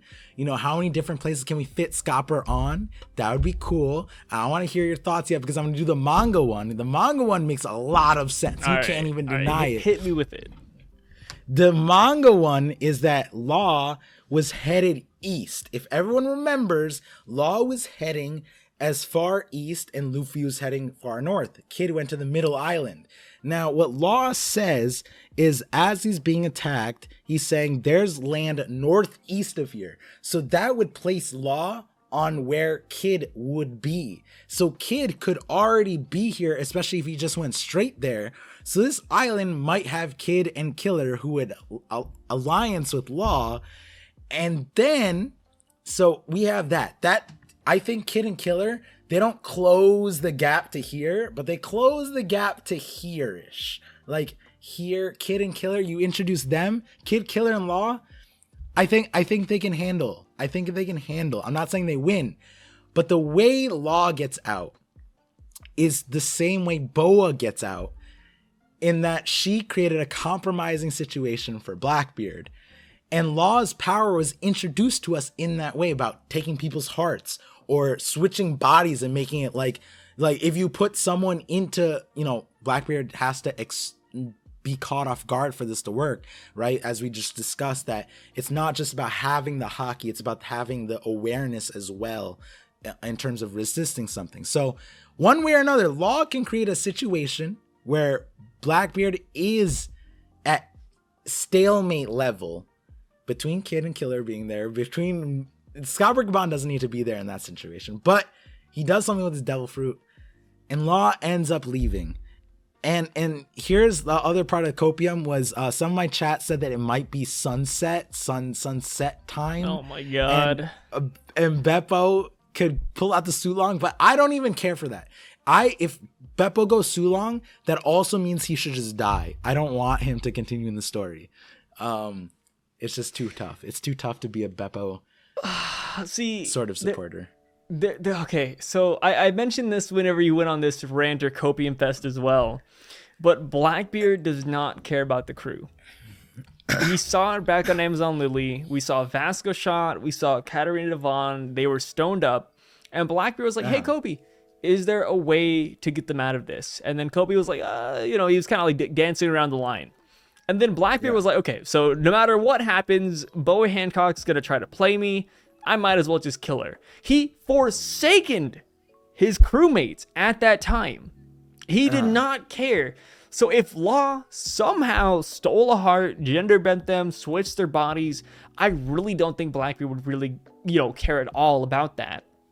And not to mention, but even if Law did manage to do anything, this wouldn't, in my opinion, lead to a situation where Law and Blackbeard would just have to part ways and just they leave. And the reason why is because even if Scott Gabon shows up, Van Auger, Burgess, Doc Hughes, they're still here. They're not frozen. They're not stoned up. In Blackbeard's situation in Amazon Lily, it was just him. Vasco Shot and Katarina Devon were stoned up, and it was a 1v1, V1, V1. Like, it was a free-for-all. And Blackbeard had no one on his side. If Scott Gabon shows up here, it's what, like a 4v2? Like, it's still in Blackbeard's favor. So that's why I'm more of the mindset that, yeah, maybe Scott Gabon shows up. Maybe Shanks shows up. Maybe somebody of significance in the world shows up here. Hell, Shiki could show up. The Golden Lion. But I don't think Blackbeard would run away from this situation. With the crew he has and with how, 100% topped off health they are, I feel like Blackbeard has no reason to leave. And we just saw Blackbeard run away from Boa and Rayleigh in chapter 1059. Would Oda really give us another chapter where Blackbeard runs away just so soon after the last one? And even then, Rayleigh mentioned, hey, I'm kind of old. I am an old man. I am glad we didn't fight because Blackbeard probably would have won. I don't think I could take him at this age. And that's the thing. Like, is there anybody that could really stand in Blackbeard and his crew's way when they fight dirty? I really don't think so. So Law, in my opinion, lost his plot armor. He stayed with the Straw Hats for far too long. And whether he dies, whether he gets kidnapped, whether they take his Elfruit, no matter what the scenario or outcome is, it does not change the fact that Law is set up narratively and, just looking at this chapter, power scaling wise, he is set up for a big fat L. Here's something that give you a little pushback. I agree with you. This is a tough one. I think the biggest one is in the Boa situation. Okay, so here's two things, right? Boa dying and Law dying are both significant events, and he didn't have Boa die. And I think in those moments when Boa was in a precarious situation, we already had a crazy setup, right? Blackbeard shows up with Seraphims on Amazon Lily. Kobe's there fighting too, and he's like captain, hero, whatever, all that nonsense, right? And at the point where Boa's like being manhandled by Blackbeard, I think the last thing that people would have thought was Rayleigh showing up to save the day. It's maybe not the last thing, but in terms of escalating the scenario to create a situation where Boa survives, yeah, I think that same kind of onus is going to play here, where Oda's going to pull some craziness that makes sense to him and will make sense to us in hindsight as to how Law will get out of this. Now, one thing is, we know what Blackbeard's here for. The poneglyphs. Whether it, like, will Blackbeard continue to kill Law if he just hands them over? But then I was thinking about something more interesting, is that last panel I saw with Law. I think a lot of people had a standout reaction, maybe not in this light, but Law looks like he wants to fight. And yeah, I think what's interesting about that to me is how many times have we seen Law take on a fight that wasn't calculated? You know what I mean? Like, he's usually not confident in fights that he hasn't thought about, or he has some kind of way to win. And that's what's interesting, because when I think about like when he was surprised by Fujitora and Doflamingo, I think on Greenbit, he was more he's like, okay, assess, Admiral, this, that, blah, blah, blah. I need to make this decision for that reason, blah, blah, blah. Here, he's just confident in the fight. He's not even thinking any way around. And that kind of changes my perspective, because Law always has a plan. That's in his entire character. And so now I'm kind of wondering what he knows. And we do note him to have an extended field of observation haki, because when he uses his room, he was able to go from like bottom of Onigashima to the rooftop. And we know Onigashima to be huge. So his room, if that's like an area which he's supposed to be like cognizant of, we don't know how, if we'll just equate that to his observation haki realm. I wonder if he has like some kind of way out of this situation that he's like, he knows about, because that it's just kind of a little out of character, this last panel in my mind, for him to just be so confident and gung-ho about this. I actually don't think he's confident at all. I'm going to take the opposite stance. I feel like he knows that there's nowhere to run. He can't escape Van Auger's fruit. Blackbeard is showing up riding a Pegasus in the sky. I mean, even when Blackbeard first said the first couple of words, you see the panel at the bottom where Law has those exclamation marks, and he has like a little sweat bead dropping down, like, oh my God, it's Blackbeard. Yeah, and I'm just like, my thing here is like, in this situation, wouldn't Law just give up the poneglyph things? I feel like Law's really prideful. I think Law's too prideful. That's what's interesting, because he always makes calculated. His crew is there, right? Yeah. So it's like, I think even in like the Hawkins situation in jail, it was like he was still balancing his crew's sake and him. I forget the full context of that, but I knew he was taking into consideration his crew at the time. Yeah. Something like that. And I feel like, and he was willing to take a beating and like go to jail for all that reason. And he's self-sacrificial in that nature. I feel like if, like, maybe he knows Blackbeard won't let him go, even with the poneglyphs thing, because it's his fruit. So he's standing this firmer ground. And I'm just like, yeah. Again, I agree with you that there's no real reason for Blackbeard to run. And this is the last thing I'll say, because at the time of Amazon Lily, I think in this conversation, actually, we talked about it, how him kidnapping Kobe as a consolation prize wasn't something that we thought, like, when does Blackbeard ever leave a scenario without something? He always gains something from everywhere he goes. Yeah. So on Amazon Lily, it was like the weirdest thing for us to come out of it, and we're like, oh, he got nothing. And then at the very end of the chapter, he's like, no, he kidnapped Kobe. And then for all of us, we're like, what value does Kobe have to Blackbeard? A lot of people reach for the Big Mom thing, but now with the Aokiji thing, maybe it's a test for that. And I wonder if in this scenario, other than Law's fruit, which obviously is very appealing, if there's enough things to stack up besides the Poneglyph, is there something that Blackbeard can go out with and just be satisfied? And that's a curious thing to me, because it's like, I truly don't feel like this would be Law's last showing, if that makes sense. Yeah. It's just kind of weird. Got you. As far as Law goes, I mean, this is a really good last showing. I mean, it's kind of like Luffy parting ways with Ace, right? Luffy parted ways with Ace. Next time we saw Ace, he was being ran through by Blackbeard. Luffy parted ways with Law. And then next thing we see, like, Law is being ran through by Blackbeard. Like, it is a reoccurring theme at this point. And I am just saying, I know you brought it up before that, you know, brothers and stuff, but here we have it. Like, I cannot wrap my head around Law beating Blackbeard. And I know people are saying, oh, put some respect on Law's name, like he fought Big Mom, but I honestly believe that Blackbeard could also beat Big Mom. Like, it wouldn't be that far-fetched. And, you know, like, maybe you say Blackbeard can't 1v1 her. Fair, fine, whatever. But Blackbeard and the crew that he has with him, they totally could. Whereas Law needed a 50-50 partner that was Kid to help him out. I just really don't see that. What's up? I have new copium. Law loses. Law loses. Okay. But we follow the brother parallel. What happened to Ace after he got taken out by Blackbeard? He turned him into the Marines, and then he got executed. And for the bounty, right? That was like, it was the, you know, the warlord status came with the Ace thing, so I guess they didn't give him bounty. But the 3 billion will be an interesting thing to see if that ever comes into play. But the reason why I was thinking about this is technically, right? Like, okay, this is interesting. Ooh, okay. Everyone's been talking for a while now, Impel Down 2.0.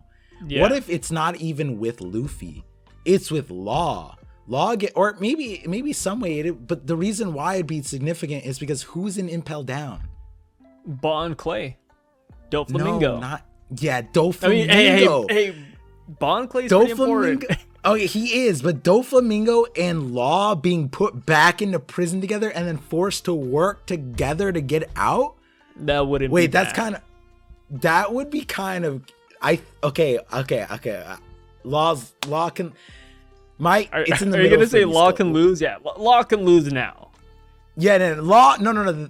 I always thought Law would not win. Yeah. It was about how creative can it be that Law doesn't die. And if it's to put him in Impel Down next to Doflamingo and then they break out together, I think that might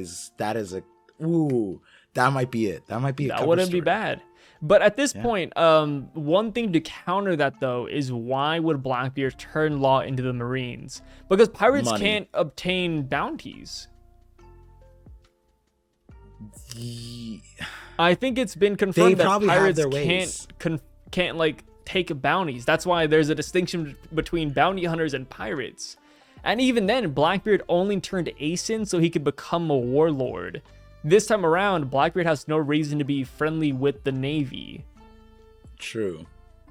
So I like the idea of Law and Doflamingo teaming up and, like, you know, getting over the Kota Zone thing. But at the same time, it's like I don't really know. Like, would Blackbeard actually do that? Would he go through the hassle of capturing Law and turning him in? Like, and that's the best part about this chapter, right? It's really open-ended. This is stretching it completely. It gets more and more stretched. Yeah, no, because it could be Kobe turns Law in too. That'd be the value of Kobe. Oh my gosh. Kobe. For the 3 billion, that's actually kind of, 3 billion's a lot. Right? Kobe would just be promoted to Admiral at that point, right? Yeah, capturing. No, I cannot see that. Hey, wait. I don't want to stretch this theory out, but Blackbeard did say that, you know, he has to repay Kobe. So maybe this is his repayment. Like, hey, like, Kobe, you really helped me out during the Rocky Port incident. So I'm gonna give you a Law. You know what? You've been a good boy. You helped me take down Wang Zi. So here's Law. it's interesting. This could go so many ways. Like that is the craziest part. It's not just like, oh, Blackbeard wins, Blackbeard loses. There's a lot of consequences to this event. No matter who wins, who loses, what happens, who shows up, who doesn't show up, this does, this impacts the whole story. Yeah. This is a turning point. I think that's my overall thing is like, how many ways is it? Because given exactly what happened to Boa, we got an interesting plot line with Kobe going towards with Blackbeard, and then the synthesis that we put earlier from the cover story of Aokiji being in line with Blackbeard, his loyalty is tested through Kobe. Like, that's another interesting, I think, healthy plot line, and I think there's a lot of healthy ways Law survives this, and there's also a lot of interesting plot lines. I won't even call them healthy, but there's interesting plot lines where Law creates a stalemate. And I think the only healthy one is the kid showing up, because this could be the island he was on. The other ones were a little bit unhealthy in terms of But Kobe. Here's the thing. I don't want to be toxic, but I love Kid. But what would he add to this fight, though? No, I agree with you. I think Killer would be the real asset here, right? Yeah, Kid, Killer, and Law. But there's also 4 Blackbeard pirates. Like I said, they don't play fair. It's true. And Blackbeard has 2 devil fruits, man. Like, he has the world's, apparently the world's strongest paramecia with the Guruguru no Mi. And then we have the Logia darkness fruit, which, it's still an anomaly to this day, because it's not really a Logia, because he can't become darkness and absorb attacks. He actually absorbs double damage. Like, there's so many things about Blackbeard that are, in a way, wild factors. Yeah. It's interesting because I just go back to Law's face and I see, like like you said in the previous things, like he is shaken. He's more like accepting his current circumstance and then trying to fight it out, right? Like being a pirate, whatever. But I don't know, just the look he has in that last panel, I'm like, it's what funny. If he has a way. It's funny because you look at that like very last panel and you see a man with a plan. I look at that very last panel and I see a man on his deathbed. We are viewing two very different things. And honestly, I personally think that's the best thing about One Piece, is because you can infer or come to different endings from all these chapters, right? Like we both read all 1063 chapters multiple times, I would assume, and we still come to different answers. And that's kind of like how the world of One Piece is, right? Like in Fishman Island, they're like, hey, we both experienced what fishmen go through, but Jinbei and Hody want to go the extreme route, whereas Princess Otohime wants to take the peaceful route. And that's just how the world is. Extreme peaceful. It's like because people equate the Otohime thing as like a borderline thing, like a moderate thing. But she was on the extreme side too, I think. Oh no, man! If I was on Fishman Island, let me tell you, I'd be all for human prejudice, man. I'd be like, we got to get rid of them. I mean, that's just how it is. I'm pretty extremist in my ways, and if I saw what Otohime was doing, I'd be like, yo, Hody Jones, let me please join your crew. Like, I need to help you out, my man. You're doing God's work. But what I will say for this part, I want to clarify, like that last thing, it's not like man with a plan. Now that you like put into context, it's like less so of that, but like when I guess it does. Like when Luffy, he does that to everybody, right? And it's like Kaido, he got bopped. And it's like, you kind of just believe that Law showing a similar showing, he'd have the same tenacity as Luffy, but he's not the main character. No plot. That's why it's like I think the more correct answer is he takes the L, ends up with Doflamingo or something. But you saying he would die, right? Like, because he can't benefit. It's like there's like you said, there's so many ways to look at these moments. And the thing with dying is that I don't think we'll like see him, pass his final breaths on pages here. But I feel like it would be a really impactful thing, or at least a really good mystery of like, oh, we never know what happened to Law. And then Luffy runs into Blackbeard, and then Blackbeard is like, do you want to know what happened to your friend Trafalgar? And I think that'd be a really good cliffhanger, right? And Luffy, I wouldn't say he got over Ace's death and Blackbeard's involvement, but it's been a while. So I would assume Luffy would be like, okay, he messed up Ace, I can probably take him on, whatever. And then Blackbeard starts pushing buttons saying, hey, do you want to know about Pudding? What about Kobe? But what about your best friend Trafalgar? Like, Blackbeard has so many things to push Luffy on that even if Luffy somehow got over the Ace situation, Luffy would be pushed to the edge. This would be a total emotional battle for Luffy. So I feel like Law taking the L here plays a lot in the story and Luffy's motivations moving forward. I have one last bit of copium. Oh my god. This isn't copium, this is hopium. Yeah. So, here's an interesting thing. Narratively, there's one thing about Law that as a character, it would be weird to find out about if he weren't present in the story. And that's the significance of his name. Because he has the secret name Water Law, and we haven't uncovered that. And it'd be weird to find that in hindsight after him dying. Now, the hopium part is this is two D-Clan members meeting. Yes. And I wonder, and Law wanted to learn about D stuff. What if things between them are found and told to us through some communication, and maybe that might even make Law even more important than he or any of us could realize, because Blackbeard could say like, oh, like the Water Law, I need that or something like that. It's interesting because he didn't care about that with Ace's situation, but maybe because Law has that special name, maybe he is special for another reason that he wouldn't even know, and that's something he would be interested in finding out. Like Blackbeard could be like, aren't you curious about your name or the will of D? And that is the exact thing that Law said on the last island that he cared about. So I'm not saying that what you're saying isn't wrong. I'm just saying that there is a small significance in keeping Law alive. And maybe the truer situation is that he ends up being attached to Blackbeard in that way for the D family thing. It's an interesting thinking, at least I feel like. I mean, and I don't like that. Like, I don't think Law needing to die is like 1000% like it needs to happen. But I do agree. Like, this is the first real fight against D members in a while. And Law did have the whole thing where like there has to be something more with my name. Like, I want to uncover the secrets here. And there's a lot about Law that just I feel like has yet to be explored. But at the same time, it's like, why would Blackbeard all of a sudden go through a whole spiel like, hey, do you want to know this? Do you want to know that? Like, yeah, why not? I'll tell you. And also, when would Law be like, hey, by the way, my name is Water Law. I'm also a D member. Like, would Blackbeard just like ask him like, hey, what's your real name, by the way? Like, or would Blackbeard already know all this?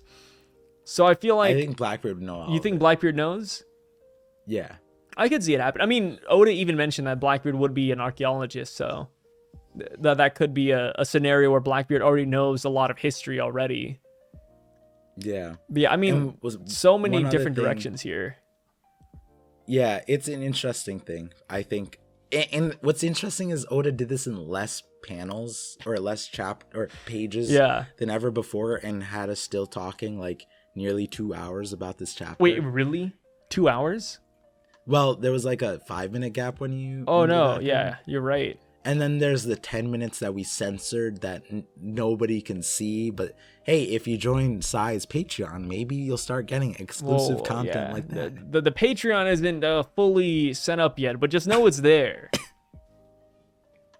Feel free to support. You don't have not to, but free, because it's not it. free to support there. But you get what I mean. You can be the first person on the Patreon page.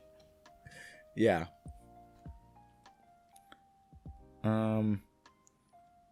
Trying to think if there's any other like big notes in the chapter. No, I mean we kind of skipped over the Blackbeard crew devil fruits, but I mean it's pretty self-explanatory. I really one more thing is that I really do like the Blackbeard crew's devil fruits. I mean, they seem kind of simple at first, but I think that they're so simple that they could be used in a variety of ways. Like, I mean, we saw the like the sick fruit, whatever it is. We saw him turn people into ladies. We saw, Van Auger's fruit. I mean, yeah, he can warp people, but he can warp bullets. He can warp other things.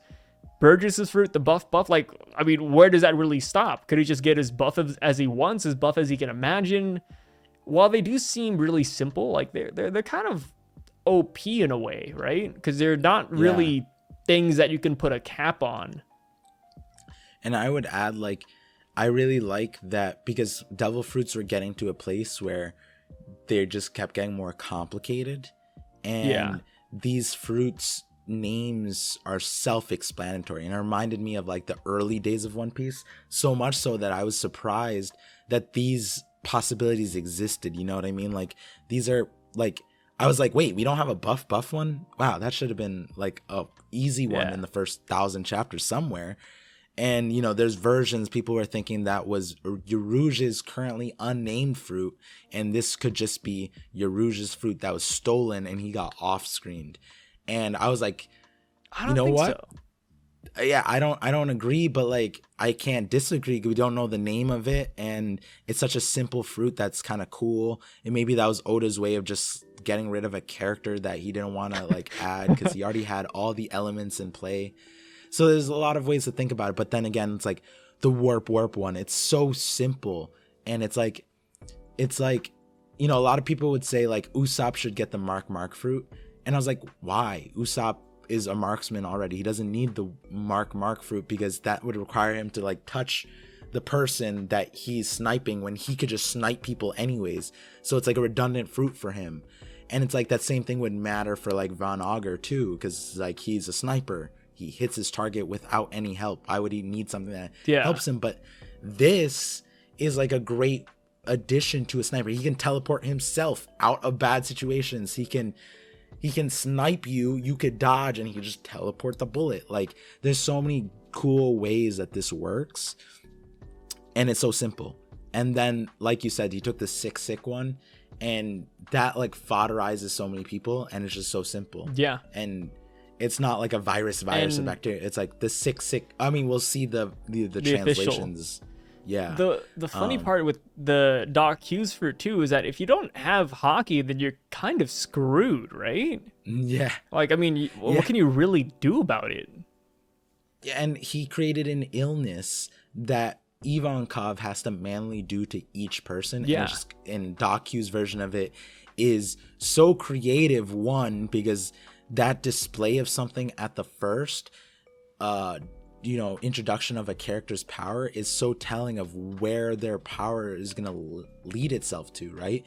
This is the introduction. He just took Ivankov's fruit and was like, yeah, and it's like, so then when we actually see in Doc Q, like, in action, it's gonna be like some absurd sickness, right? Like, we went from the plague thing in Udon with Queen, and then we went to the Ice Oni virus. Like, that was so intricate and developed compared to what happened to the simple sickness and, like, zombie like people. And so if that's the same, like, parallel here, we're gonna get some nonsense from Doc Q, like taking Django from the beginning of the series where he made superhumans. Like, that's like the same thing of the Ice Oni. You have the disease of being super strong. Yeah. Or you have, like, the disease where if you walk on this island, you're just going to get 5 times weaker. Like, there's no real cap on it, really. Like, that's the crazy unless part. You have hockey. Yeah, unless you have hockey. Have you, I forgot to ask, and I hate to, like, detract a little bit, but have you watched or read Bleach by any chance? I didn't read the last arc, but I should know everything from prior to that, right? Yeah. So, I mean, it's 11 years old. So I might, it's a very slight spoiler if you don't read the manga that has been out for so long, but one of the final villains in Bleach, or at least the group, has somewhat similar composition to this crew right here, where one of the final Quincy's that they have to fight, one of them is just very strong, and he continuously keeps on getting stronger, like Burgess. We have another one who's actually just a sniper, like Van Auger. And then we have another one who has a really abstract doctor-ish related fruit like Doc Q. And I'm like, yo, like, could this be like a semi-Bleach parallel in a way. Like, I'm not even too sure, and I guess you can't really answer because you haven't read it, but it is an interesting thing to look at, because I was reading this chapter and I saw those devil fruits and I was like, yo, like, this is kind of like Bleach. Like, I don't know what it is about it, but I'm like scratching in my head, like, yo, like something about this chapter is kind of nuts, where it's a power so simple that it's actually strong. Yeah, I mean, real recognizes real, right? Bleach is definitely one of the real ones when coming up with a very interesting manifestation of power within a structure, right? Like, and a grouping of it too. It's a really difficult thing. I imagine a lot of times in video games you get like parallels like that, but if you're saying this is 1-to-1, hey, I'm excited to see that in Bleach and in this, actually. Like that, I think that's what another thing that I was interested in. So you know how this is like 14 pages? Yeah. And I think we talked a few times in this chapter about how it would have benefited from more context here or there. I was thinking previously, because people were saying that Shonen Jump only allows like Oda to put 17 panels or whatever, and he typically does like 22 or something, and he has to cut those out. Yeah. And I was like, I always thought that, like, or not always, I started thinking that like, oh, those like gap panels might be what gets handed to Toei, so they adapt it for the episode, and that's where you get some of the filler that feels more canon than like the other fillers, because they're actually just panels and they didn't make it to the cut, and they're the off-screen fights. Do you think that like this is a situation too where like the anime is gonna add a lot of context to this? I feel like it won't. Okay. And the reason why I feel like a lot of this will stay how it is here in the manga is because Q, Vanog, like the Blackbeard Pirates in general, they're clouded in such mystique to where I feel like the only time when we'll get their true showing of their powers will be when we fight, or when they go against the Straw Hats or even the Red-Haired Pirates. I feel like it's something that Oda is hiding with a purpose. Just like how I mentioned beforehand that like Blackbeard's fights are always, here we are, here's the end result. And I feel like that's going to be the same for the crew. And who knows, maybe because the fruits are broken, maybe because they're awakened and he doesn't want to reveal it yet until he fights their respective opponents. I'm not too sure. Personally, I feel like this is something that will stay quote unquote off screen, or at least not fleshed out in the anime. Yeah, they could definitely sorry, I'm dying. No, you're good, dude.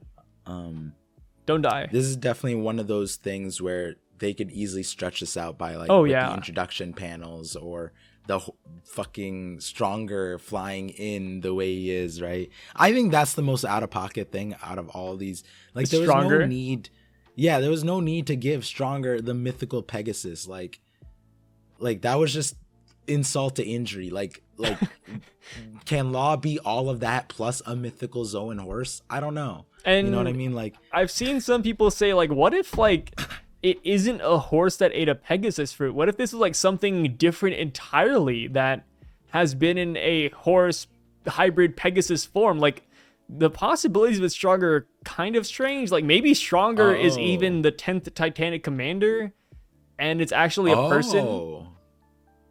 Yeah, because, you know, people were pointing out to me that when we're introduced to Stronger, it's just a normal horse. So this fruit had to be eaten after, like, in between the series. But then I was like, wait, but what you just said, like, there could be multiple, like, maybe it could just show up as a horse and then the wings could just be an add-on that they grow later. Because, you know, like, Chopper has control over his thing. Yeah. So, wow, the context of this is, it could be a completely different animal, person. You know, this we always meme about the Hattori thing, about Hattori potentially being a person that ate a pigeon fruit. What if Stronger is a person that ate the Pegasus fruit and they just haven't transformed to our knowledge because we've only seen Stronger 3 times in the entire series? So there is also that. I mean, Hattori and Pegasus are shown in the same amount, so I wouldn't be surprised. This is cracked. This is a cracked idea. Okay.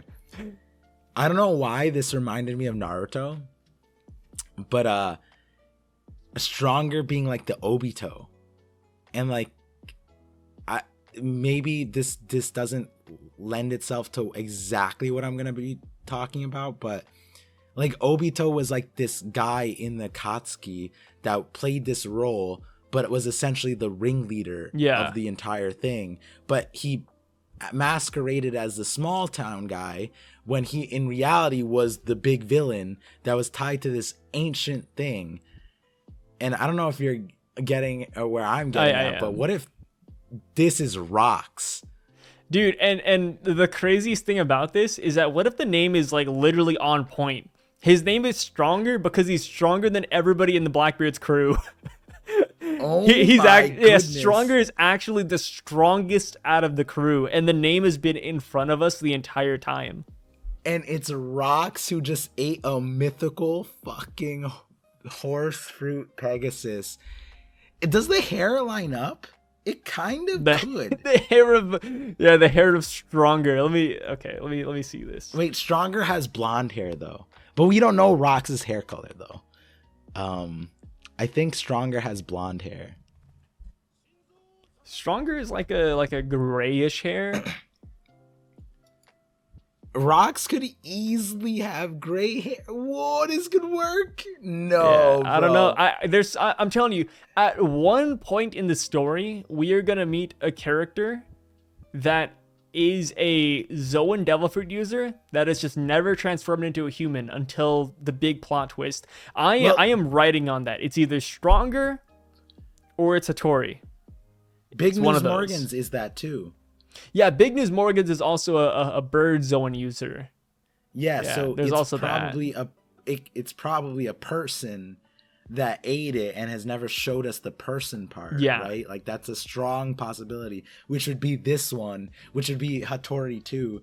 But one way or another, it exists. It's just, does it exist with Stronger? And I like the detail that you added with the name being like the point of the character. Like that's Stronger is the strongest. Yeah. Wait, this is like a video. This is a that is a cracked theory right there. But I mean, I like it. Like I've always been on board that a character is just hidden in plain sight, and I'm all about that because I brought up Bungo Stray Dogs whenever I talk about this. But in Bungo Stray Dogs, the strongest character in the verse is a freaking cat, and his ability is called I Am a Cat. So. I mean, hey, why not have a character just be a Zoan, and they are the strongest? I mean, we do know Oda loves reading other mangas out there, so I mean, him reading Bungo Stray Dogs, a pretty popular manga in Japan, isn't super far-fetched. Yo, I'm hyped. I'm gonna go wild, this bro. Session, I'm gonna go wild. This session spawned an actually like batshit crazy theory that kind of could make sense. Like, oh my god, if Stronger turns out to be a person, I'm gonna lose my mind. I will capitalize on it so hard. I'm gonna get a horse tattoo and everything. The 10th Titanic captain being Stronger is nuts. I mean, that is so funny. We haven't really been shown even a silhouette of the 10th Titanic commander, right? I don't think so. Yeah, like, I mean, the person with Aokiji is most likely Lafitte because he's the only missing commander, and he fits the silhouette quite perfectly. So, I mean, Stronger has always been with us, and since we haven't, potentially seen the human form, we don't have a silhouette for him, or even a picture. Yeah, and Stronger got the same title card reading as everyone else.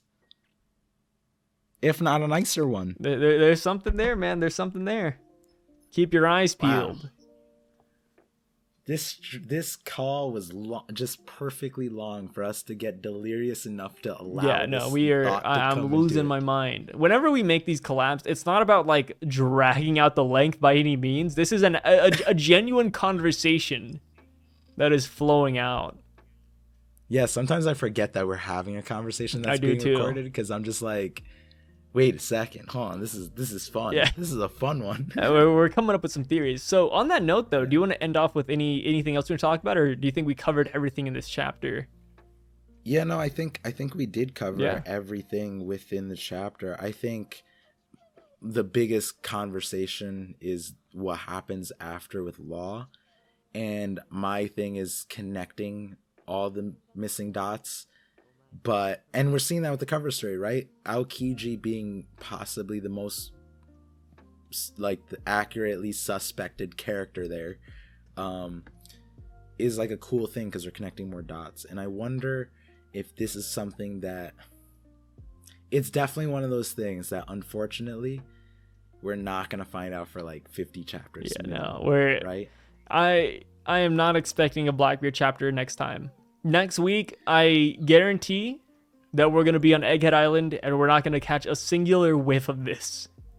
Do you think we might get a small update Egghead and then a kid update? I think that'd be nice. Yeah, and that's probably if your kid theory is true, I could see that happening, but I'm not too sure because next chapter does lead into a break week, so I feel like there will be some big revelation. But I mean, then again, on Egghead, there's like 10 different revelations we could have though. Yeah. So it might be that Egghead, this might happen next chapter is so this chapter we focus on Luffy's update on Egghead. Yeah. So next chapter we get the Zoro side update on Egghead. Then we get an update on Kid, and that'll confirm or deny the theory, and it could just be Kid like in his own altercation that we'll find out in 50 chapters later from that one. So I think that might be what next chapter looks like, because then we're left on the break week thinking about Law, thinking about Kid, thinking about Luffy, Zoro, and how they left off. Yeah. So on that note, Par, do you want to shout yourself out to anybody who watched almost 2 hours of this and don't know who you are? Hey, I'm a new YouTuber. Yes. I just started posting theories again after a hiatus. A reborn man. A reborn man that's soon to be a dad. Congratulations again. Thank you. And so that was a detail we uncovered on one of your secret streams, right? Yes. Yeah, that was a funny one where you were just like, you just shot in the dark and you hit me like dead and I was just like, hey, Par, you're having a kid, aren't you? And then I just stayed quiet for like the next 45 minutes. Yep. And you're like, I'll just take that as a yeah. And I was like, fuck, like it was a while ago. I can sniff out somebody who's becoming a dad from a mile away. Yeah, a few miles away. Yeah, that's my devil fruit power, right? How funny would it be is if they found out we're actually just neighbors and we just refuse to get in the same camera as each other? Oh, that would be really cool. So one day, like, I'm like, hey, I'm gonna go get something real quick. And then I just walk in your background, pick something up, and walk back to my camera. That would be a good, like, fourth wall breaking event right there. Yeah, that'd be dope. We gotta make that happen. Yeah, no, we do. One day. Yeah.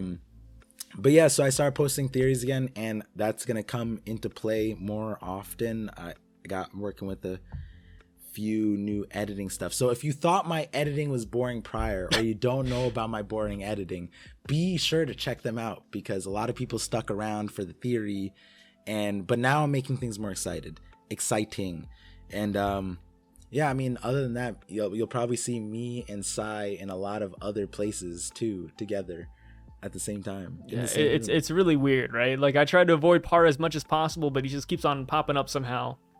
Yep, that's just how it is. I mean, we've been playing Valorant together a lot. We've been playing a lot of Valorant has consumed our lives, and let me tell you, my shop is not updating, and I'm not getting the skins I want, so I'm pretty upset. Oh, I haven't checked in a while. I should probably do that. Well, with that being said, thank you guys for coming in and watching this video. Please like, comment all your theories down below. Par is a kleptomaniac. Par loves comments. He's a comment maniac, and he reads the comments like every other minute. And whenever he finds a comment that he really likes, he sends it my way, and it's a really wholesome moment. So just know that Par is your guardian angel, and he reads every single one of those, and he really cares about how these collabs go. So please let him know down below that everything is all right, and he doesn't have to read every single one of them and worry whenever somebody says that there's someone in the background. So with that being said, catch you guys later. See you next time. Peace.